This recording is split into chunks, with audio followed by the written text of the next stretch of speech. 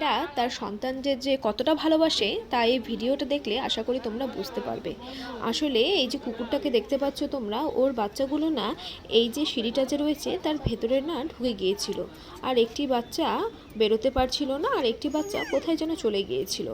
আর জানি না ও কি করে বুঝতে পেরেছে যে আমরা হয়তো ওকে একটু সাহায্য করতে পারবো, তাই সোজা চলে এসেছিল আমাদের কাছে।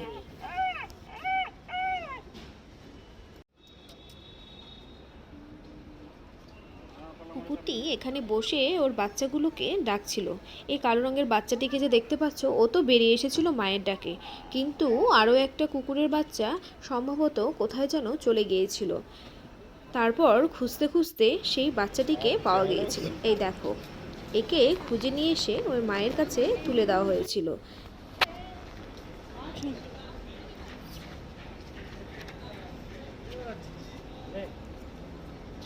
ওরা আরেকটা বাচ্চা আছে। তিনটা নাকি? হ্যাঁ, দুটো দেখলাম তো। তাহলে ভিতরেই আছে।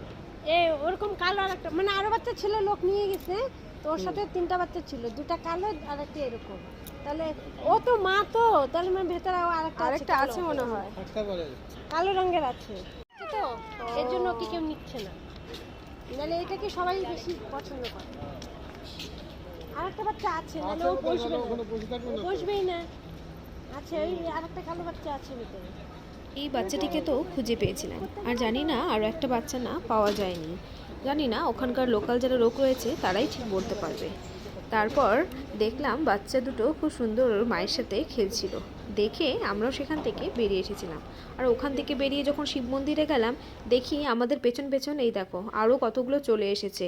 ওরা জানি না কি করে বুঝে যায় যে যে ওদেরকে আমরা কতটা ভালোবাসি।